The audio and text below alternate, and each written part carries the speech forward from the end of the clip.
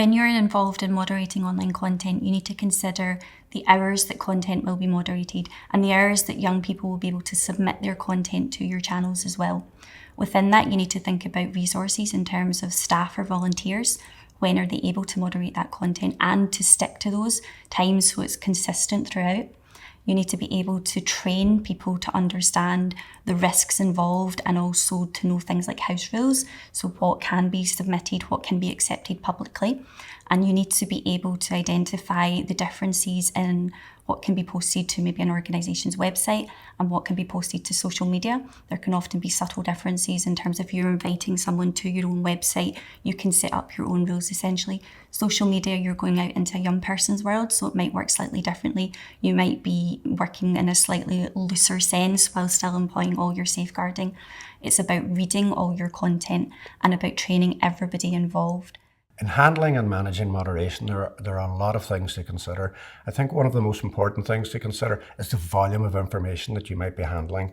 There can be huge amounts of information, and that information, if it's coming from children and young people, might be in a language or constructed in a way that people aren't necessarily familiar with. So it's important to become familiar with that or ask if you're not sure. I think that's a key thing to do.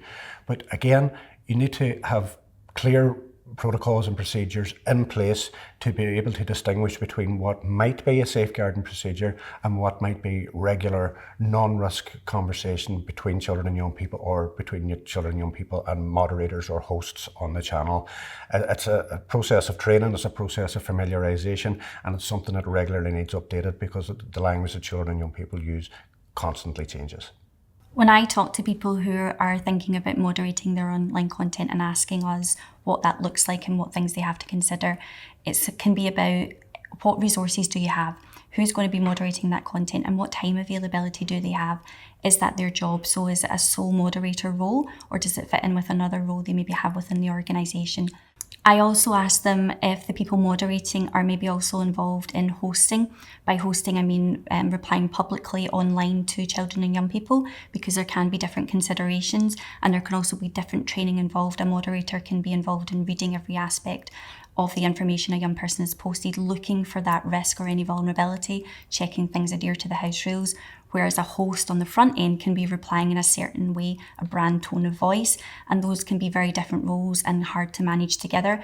That can be covered by training and it's very possible, but I want to really understand what somebody means by moderation and what that person involved in moderation will be doing elsewhere within the organisation, and that covers things like conflicts of interest as well, depending on their roles, looking at how many members will be in the team, if they work together, how shifts are covered, how there's any kind of shift handover. If you've had young people interacting with your online community in a certain way, your shift finishes at 5 o'clock, there might be key points or key young people that you want to hand over to the next moderator on shift. So it's about understanding how those processes might be in place. If the team knows each other, are they remote? Do they see each other physically? What kind of involvement do they have with each other? Just to get a real feel of the people that will be involved in the processes that might need to be in place for them to effectively moderate. Moderation involves checking what a young person is saying, checking what young people are saying to each other, checking what people are trying to post on your public forum or even direct messages or private messages that they may be sending you through. It's about reading that message. It's about looking at a young person's other messages. It's about establishing a history of communication that that young person has with you. And is there risk in a single message, or is there risk building up over a series of messages? This is where moderation becomes key, because it's not about messages necessarily in isolation. It's about a series of messages and the relationship that a particular young person or group of young people has with the organisation in their social media. From the perspective of the Childline Online service, we have very strict and specific moderation procedures in place. We have guidelines and protocols that everybody understands and follows. When I work with someone who's thinking about moderation, I ask them if they have the resources to do that moderation in-house, or whether they're thinking about using someone such as an external agency, because then that involves different training. You can write 2 sets of guidelines for your team within the organisation, but also then direction for those that you're working with, such as an external organisation for moderating your content for you. Things that can go wrong when moderation isn't communicated or handled effectively is that a young person can potentially be put at greater risk, or risk can be missed. And it's no one's fault necessarily that they're not looking out for risk, but if they don't have the training, they don't have the knowledge and the resources, then it's increasing the chances that risk will be missed.